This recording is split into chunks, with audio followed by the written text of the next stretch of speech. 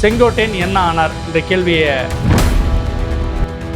இன்றைக்கி கோபிச்செட்டிப்பாளையத்தில் அவருடைய வீடு இருக்கிற அந்த தோட்ட வீடு இருக்குது பார்த்தீங்களா, அந்த ரோட்டில் ஒரு காக்கா கூட காணும். இவர் கூடவே நின்றவங்க அத்தனை பேருமே இப்போது அதிமுக உண்மையிலேயே அவர் எதற்காக இந்த போர்க்குரலை ஆரம்பித்தார் அப்படின்றது ஒன்று இருக்கு இல்லையா. தூண்டி விட்டு சுடர் விளக்காக எரிஞ்சார். தூண்டதை எடுத்தோன்னே என் கூட கூட்டணி வச்சிருக்கீங்க, நீங்கள் என் கூட தான் பேசணும், என்னை எதிர்த்து பேசின ஒருத்தரை நீங்கள் கூப்பிட்டு வச்சு கண்கூடாகவே ஓப்பன் சொல்ல நிலைமை என்ன ஆச்சுன்னு தெரிஞ்சும் செங்கோட்டையன் அத்தகைய ஒரு பாதையில் பயணிக்கிறன்றப்ப தனிப்பட்ட ஆதாயம் போர்க்குரல் உயர்த்தியவர்களால் அதிமுகவுடைய தலைமை பீடத்துக்கு வர முடியல. அந்த பொதுச்செயலாளர் பதவி 1000 ஒருவனாக இருந்தார், இன்று தனி ஒருவனாக நிற்கிறார். இதுதான் செங்கோட்டையனுடைய இப்போதைய. டிஎன் டாக்ஸ் நேயர்களுக்கு வணக்கம். நான் உங்கள் அரவிந்த்குமார். அரசியல் களத்தில் நடக்கக்கூடிய முக்கியமான நிகழ்வுகளை அதோட பின்னணி தகவல்களோட தொடர்ச்சியாக நம்ம வீடியோக்களாக பார்த்துட்டு வரோம். அந்த வரிசையில் இன்று செங்கோட்டையன் என்ன ஆனார் என்ற கேள்வியை எழுப்பி அதற்கு சில பதில்களை நாம் தேட முயற்சிப்போம். இதுதான் இன்றைய வீடியோ.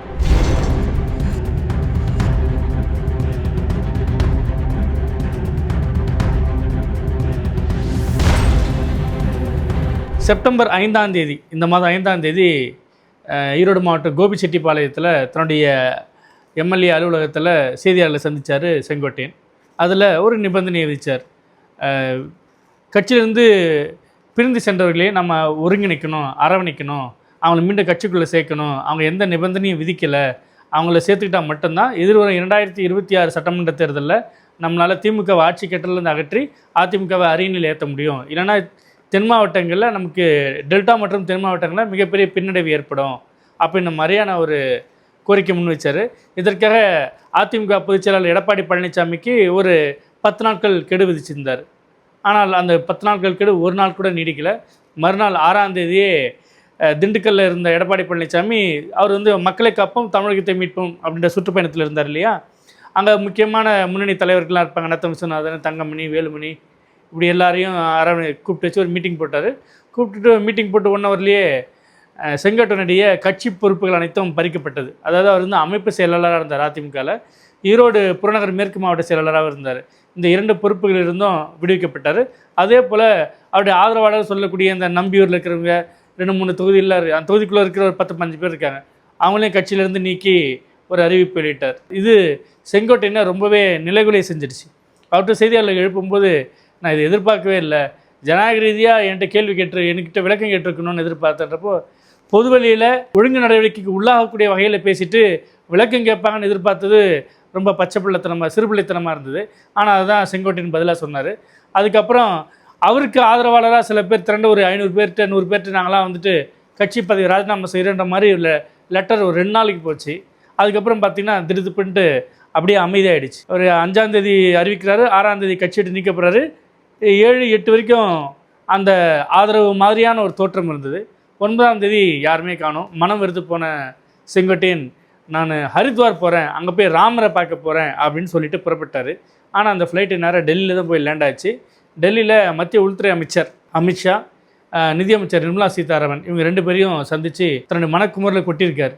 நான் இது மாதிரிலாம் ஒன்றிணைன்னு பேசினேன், நமக்கு தென் மாவட்டங்கள்லையும் டெல்டா மாவட்டங்களையும் முக்குழுத்தர் வாக்குகள் வேணுன்ற மாதிரி பேசினேன். ஏன்னா கடந்த 2024 நாடாளுமன்ற தேர்தலும் 2021 சட்டமன்ற தேர்தலையும் நமக்கு வெற்றி வாய்ப்புள்ள தொகுதிகளில் நம்ம சொற்ப வாக்குகள் வித்தியாசத்தில் இழந்தது காரணம் அமமுக ஒரு வேட்பாளரை நிறுத்தியது. அதே போல் ஓபிஎஸ் இல்லாதது நமக்கு ஒரு பெரிய பின்னடைவாக ஏற்பட்டது அப்படின்ற மாதிரியான சில விஷயங்கள் எடுத்து சொல்லும்போது, தேசிய ஜனநாயக கூட்டணி ஜெயிக்கணும் தான் நாங்கள் விரும்புகிறோம் அப்படின்ற மாதிரி அவங்க பட்டும் படாமல் தான் பதில் பேசியிருக்காங்க. இவங்களை நம்பி தான் நம்ம களத்தில் இறங்கணும், இப்போ இவங்களே இதுமாதிரி சொல்கிறாங்களே அப்படின்ற மாதிரி ஒரு மன வலியோடு தான் அவர் திரும்பி வந்தார். வந்த பிறகு நீங்கள் டெல்லியில் போய் மீட் பண்ணிங்களே என்னாச்சு அப்படின்னு கேட்கும்போது, நான் பொதுவாக பேசிட்டு வந்திருக்கேன், ஆமாம், அதை மறுக்கலை அவர். அதே போல் ரயில்வே துறை அமைச்சர் அஸ்வினி வைஷ்ணவ் பார்த்துட்டு சென்னை ஏற்காடு எக்ஸ்பிரஸ் ரயில் நேரத்தை மாற்ற முடியுமான்னு ஒரு கோரிக்கை வச்சுன்ற மாதிரி, எதுக்காக அந்த கோரிக்கைன்னே தெரியல, அந்த கோரிக்கை வச்சதாக அவர் சொன்னார். அதன் பிறகு அமைதியாக வீட்டுக்கு போயிட்டார். இன்றைய தேதியில், அதாவது 5ஆம் தேதி ப்ரெஸ் மீட் பண்ணுறாரு. அவர் பின்னாடி குறைந்தபட்சம் ஒரு 1000 பேராச்சும் இருந்திருப்பாங்க. ஒரு 1000ல் ஒருவனாக இருந்தார். இன்றைக்கி கோபிச்செட்டிப்பாளையத்தில் அவருடைய வீடு இருக்கிற அந்த தோட்ட வீடு இருக்குது பார்த்தீங்களா, அந்த ரோட்டில் ஒரு காக்கா கூட காணும். அந்த ஒரு பாதுகாவலராக இருக்கக்கூடிய ஒரு காவலர் இருக்கார். மற்றபடி டிரைவரும் அவரும் தான் இருக்கிறாங்க. அந்த இடத்துல ஒரு ஆதரவாளர் கூட இல்லை. இவர் கூடவே நெருக்கமாக நின்ற கார்த்திகேயன் நினைக்கிறேன், இவரால் ரொம்பவே அந்த தொகுதிக்குள்ளே பெரிய ஆதாயம் பெற்றவராக சொல்லப்படுது. அவரே மறுநாளே போயிட்டு நான் வந்துட்டு எடப்பாடி பழனிசாமி தலைமையில் தான் நான் இயங்குவேன், இவருக்கு எனக்கு சம்மந்தம் இல்லைன்ற மாதிரி போய் சேர்ந்துட்டார். இவர் கூடவே நின்றவங்க அத்தனை பேருமே இப்போது அதிமுக இந்த கட்சி இரட்டையில என்ற சின்னம், எடப்பாடி பழனிசாமி பொதுச்செயலாளர் அப்படின்னு போய் சேர்ந்துட்டாங்க. இப்போ இவர் தனி ஒருவனாக நிற்கிறார். அன்று 1000 ஒருவனாக இருந்தார், இன்று தனி ஒருவனாக நிற்கிறார். இதுதான் செங்கோட்டையனுடைய இப்போதைய நிலைமை. உண்மையிலேயே அவர் எதற்காக இந்த போர்க்குரலை ஆரம்பித்தார் அப்படின்றது ஒன்று இருக்கு இல்லையா?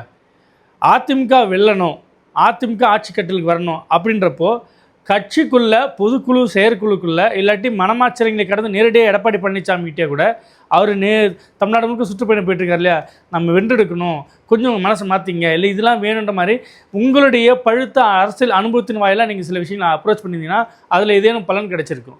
ஆனால் இவர் தூண்டி விட்டு சுடர் விளக்காக எரிஞ்சார், தூண்டதை எடுத்தோன்னே அந்த திரி அணைஞ்சிடுச்சு. அந்த மாதிரி நிலைமையான மாதிரி. ஏன்னா பாரதிய ஜனதா கட்சி கூட்டணி வைக்கக்கூடிய பல்வேறு மாநிலங்களில் பார்த்தீங்கன்னா அவருக்கு அந்த கூட்டணி வைத்த கட்சிகள் சிவசேனா உட்பட பல்வேறு கட்சிகள் என்ன ஆனது நம்ம பார்த்துருக்கோம். ஒருவேளை இந்த இடத்துல பாரதிய ஜனதா தூண்டி தான் இவங்க இது மாதிரி பேசியிருக்காரு அப்படின்னா அது இத்தனை ஆண்டு காலம் அரசியல் இருக்கக்கூடிய செங்கோட்டையனுக்கு இது தெரியலையா அப்படின்றது ரொம்ப ஒரு ஏமாளித்தனமாக இருக்குது. இன்னொரு பக்கம் பார்த்தீங்கன்னா அதிமுக பாரதிய ஜனதா கூட்டணி சட்டமன்ற தேர்தலில் கூட்டணி வைக்க போகிறோன்னு சொல்லி வெளிப்படையாக அறிவிச்சிட்டு அமித்ஷா சென்னைக்கு வந்துட்டு ஒரு பக்கம் அண்ணாமலை ஒரு பக்கம் எடப்பாடி பழனிசாமி வச்சுக்கிட்டு அனௌன்ஸ்மெண்ட் பண்ணிட்டு பிறகு அதிமுகவுக்குள்ளே கலகக்குரல் எழுப்புற ஒருத்தரை சந்திக்கிறது வந்துட்டு எந்த வகையிலையும் அதிமுக தலைமை விரும்பாது.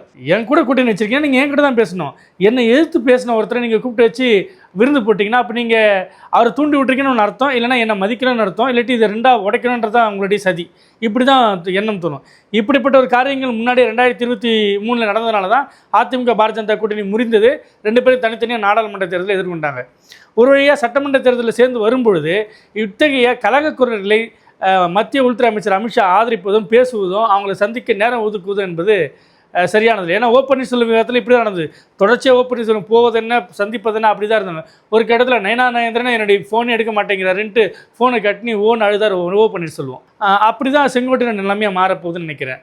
அப்படி இருக்கும்போது கண்கூடாகவே ஓப்பன்னீர்செல்வம் நிலைமை என்ன ஆச்சுன்னு தெரிஞ்சும் செங்கோட்டையன் அத்தகைய ஒரு பாதையில் பயணிக்கிறன்றப்ப தனிப்பட்ட ஆதாயம் இருக்கணும், இல்லைன்னா ஒரு காழ்ப்புணர்ச்சி இருக்கணும். மற்றபடி அதிமுக வெல்லணும், ஆட்சி கட்டில் எடப்பாடி பழனிசாமி உட்காரணுன்றதுலாம் அவருடைய நோக்கமாக இருக்குன்னு தோணலை. செங்கோட்டையனுக்கு நேரம் ஒதுக்கி பேச தெரிந்த அமித்ஷாவுக்கோ இல்லை நிர்மலா சீதாராமனுக்கோ ஏன் நாங்கள் பேசணுன்ற மாதிரி ஒரு விளக்கத்தை எடப்பாடி பழனிசாமிக்கு கொடுத்தாங்களா, அது அவர் கன்வின்சிங்காக ஏற்றுக்கிட்டாரான்றது தெரியல. உண்மையில் அவங்க அதான் செஞ்சுருக்கணும். இதோ பாருங்க, நம்ம கூட்டணி ஸ்ட்ராங்காக இருக்குது, தமிழ்நாட்டில் தேசிய இந்தியா அளவில் நாங்கள் தேசிய ஜனநாயக கூட்டணிக்கு நாங்கள் பாரதிய ஜனதா தலைமை, தமிழ்நாட்டு அளவில் தேசிய ஜனநாயக கூட்டணிக்கு அதிமுக தான் தலைமை, எடப்பாடி பழனிசாமி தான் முதலமைச்சர் வேட்பாளர், இதில் நாங்கள் உறுதியாக இருக்கோம். மற்றபடி அவர் எங்களை சந்தித்து வந்தது தனிப்பட்ட நட்புக்காதனை தவிர மற்றபடி எந்த கழகத்துக்கும் நாங்கள் துணை போகலன்ற மாதிரியான ஒரு விளக்கத்தை பாஜக தலைமை தந்திருக்கணும். இல்லாட்டி குறைந்தபட்சம் இங்கேருந்து அந்த நெருக்கடியான குரல் எழுந்திருக்கணும். இது ரெண்டுமே நடக்காதப்போ அந்த கூட்டணிக்கு பாரதிய ஜனதா எந்த அளவுக்கு மரியாதை தருதுன்ற ஒரு கேள்வி நமக்கு எழுது. இன்றைக்கி தான் செங்கோட்டையன் இந்த குரல் எழுப்புறாரா, அதிமுக அது மாதிரி பிளவுகளே இல்லைன்னா ஒரு சுருக்கமான வரலாறு பார்த்துடலாம். அதுக்கப்புறம் செங்கோட்டையன் நிலைமை என்ன ஆகுன்றது பார்த்துடலாம். 1972 திமுகவில் கணக்கு கேட்டு அதிமுகன்ற ஒரு இயக்கத்தை ஆரம்பிக்கிறாரு புரட்சித் தலைவர் எம்ஜிஆர். அதுக்கப்புறம் இடைத்தேர்தலெலாம் வெற்றி பெறார். இப்போ புதுச்சேரியில் ஆட்சி அமைக்கிறார். 77 சட்டமன்ற தேர்தலில் தனித்தே தமிழ்நாட்டில் அவர் ஆட்சி அமைக்கிறார். அந்த காலகட்டத்திலேருந்து அவர் கூட, அதாவது 72 பிரிகிறார் இல்லையா, அந்த காலகட்டத்தில் எஸ்டி சோமசுந்தரம் அப்படின்ற மூத்த தலைவர்கள்லாம் எம்ஜிஆர் பக்கம் வந்தாங்க. அவங்களெல்லாம் ஒரு முக்கியமான பொறுப்புகள்லாம் கொடுத்து எம்ஜிஆர் அழகு பார்த்தார். 1984 அதாவது உடல்நலம் குன்றக்கூடிய ஒரு காலகட்டத்தில் எம்ஜிஆர் இருக்கும்போது அந்த இடத்துல ஊழல் குற்றச்சாட்டுகள் எம்ஜிஆர் மேலே சுமத்தி கட்சியிலேருந்து வெளியேறாரு எஸ்டி சோமசுந்தரம். நமது கழகம் அப்படின்ற ஒரு கட்சியும் அவர் ஆரம்பிக்கிறாரு. அப்படி ஆரம்பித்தவரையும் எம்ஜிஆர் அரவணைச்சார். இதுதான் வரலாறு. 1987 எம்ஜிஆர் மறைவுக்கு பிறகு அங்கே 2 ஒரு பிளவு ஏற்படுது.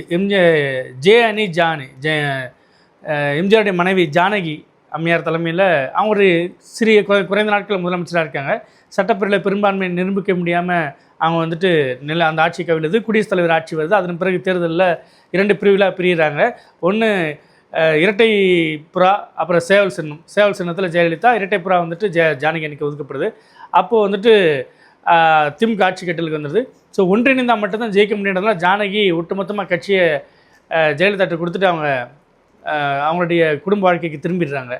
அதுக்கப்புறம் ஜெயலலிதா அசைக்க முடியாத ஒரு பொதுச்செயலாளராக அதிமுகவுக்கு மாறும்போது இதே எஸ்டி சோமசுந்தரம் அங்கே இணைஞ்சு வர்றாரு. அவர் ஜீப்பில் தொங்கிட்டு போன வரலாறுலாம் நம்ம பார்த்துருக்கோம். எஸ்டிஎஸ் இந்த மாதிரி காலகட்டத்தில் ஜெயலலிதா இது எஸ்டிஎஸோடைய கதை அப்படின்னா, இந்த 1989 ஒரு கலவரம் ஏற்பட்டது இல்லையா கட்சிக்குள்ளே. அப்போது ஒரு நால்வரணி ஒன்று உருவாக்கப்பட்டது. அதிமுக முதல் முறை ஆட்சி கட்டலுக்கு வரும்போது 1977 தன்னுடைய 27வது வயசுலேயே எம்எல்ஏ ஆனவர் தான் திருநாவுக்கரசர். அதுக்கப்புறம் 80 அவருக்கு வந்துட்டு அமைச்சர் பதவியை கொடுத்து அழகு பார்த்தார் எம்ஜிஆர்.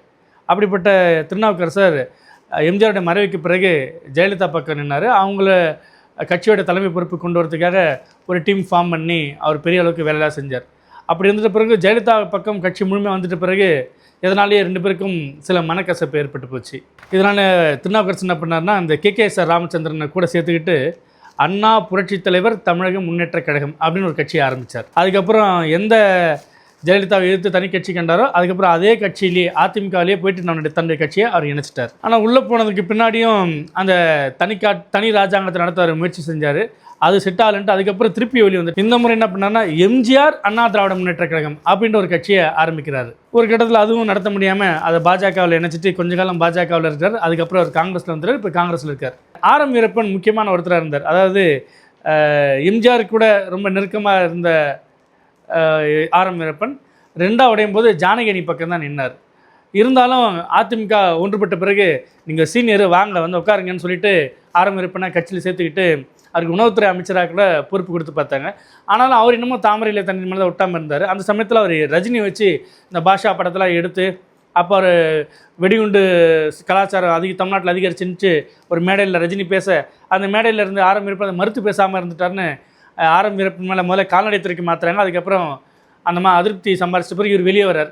இவர் வெளியே வந்துட்டு இவர் தனி கட்சி ஒன்று ஆரம்பிக்கிறார். ஆர்.எம். வீரப்பன் SD சோமசுந்தரம் ஆரம்பித்தது நமது கழகம் இல்லையா, இவர் எம்ஜிஆர் கழகம்னு ஆரம்பித்தார். அதுக்கப்புறம் அதுவும் காணாமல் போச்சு. இதுதான் அந்த அப்போதைய ஒரு பிளவு. அதன் பிறகு அசைக்க முடியாத சக்தியாக ஜெயலலிதா இருக்கிறாங்க. அவங்களுடைய மறைவுக்கு பிறகு 2017 சசிகலா வந்துட்டு இடைக்கால பொதுச் செயலாளராக கொண்டு வராங்க. அவங்க தான் முதல்வர் நாற்காலில் உட்கார போகிறாங்கன்னு சொல்லும்போது இந்த சொத்து குவிப்பு வழக்கில் அவங்க சிறைக்கு போக போர்க்கொடி தூக்கின டிடிவி தனி கட்சியாக அமமுகன்னு ஒன்று உருவாக்கிட்டு போக OPS CPS வந்துட்டு ஒருங்கிணைப்பாளர் இணை ஒருங்கிணைப்பாளராக உட்காந்துட்டு கட்சி நடத்தி பார்த்தாங்க. அதனால் ஒரு வாகனத்துக்கு ஒரு டிரைவர் தான் இருக்க முடியும் இல்லையா, அந்த இடத்துல 2 பேரும் ஒத்து போக முடியல. அங்கே ஒரு பொதுக்குழு கூட்டத்தில் OPS வெளியேற்றப்பட அதன் பிறகு அவர் ஒரு போராட்டம் பண்ணார். அது கலவரமாக போச்சு. அதுக்கப்புறம் கட்சியிலிருந்து நீக்கப்பட்டார். OPS தனியாக போயிட்டார். அதன் பிறகு இப்போ செங்கோட்டையன் அந்த இடத்துக்கு வந்திருக்கார். இப்போ வரலாறு என்ன சொல்லுது அப்படின்னா, SDS அதிமுகலேருந்து பிரிந்து போனார், ஒன்றுமில்லாமல் போனார். மீண்டும் அதிமுகவில் தான் அவர் தஞ்சம் புரிந்து வாழ வேண்டியதாக இருந்தது. ஆர்.எம். வீரப்பன் தனி கட்சி ட்ரை பண்ணி பார்த்தார், வேலைக்காகல. அப்போ அதிமுகவில் பிளவை ஏற்படுத்திய தனி கட்சியை தொடங்கிய SD சோமசுந்தரம், ஆர்.எம். வீரப்பன், திருநாவுக்கரசர் இவங்க அத்தனை பேருமே தனித்து இயங்க முடியல. ஒன்று தாய் கழகத்தில் இணைஞ்சாங்க, இல்லாட்டினா மாற்று கட்சியில் போயிட்டு ஐக்கியமாயிட்டாங்க.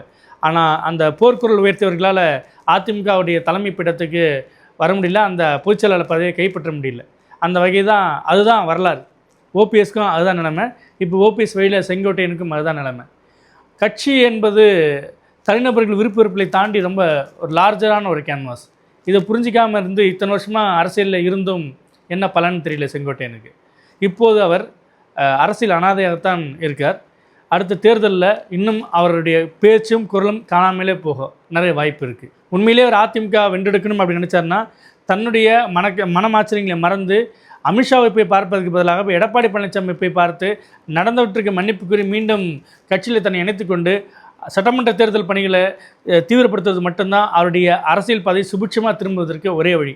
இல்லையென்றால் OPSக்கு என்ன நிலைமையோ அதே தான் செங்கோட்டையனுக்கும். இது போன்ற நுணுக்கமான அரசியல் பார்வை கொண்ட வீடியோக்களை நமது TN Talks யூடியூப் சேனலை தொடர்ந்து பாருங்கள். நன்றி, வணக்கம்.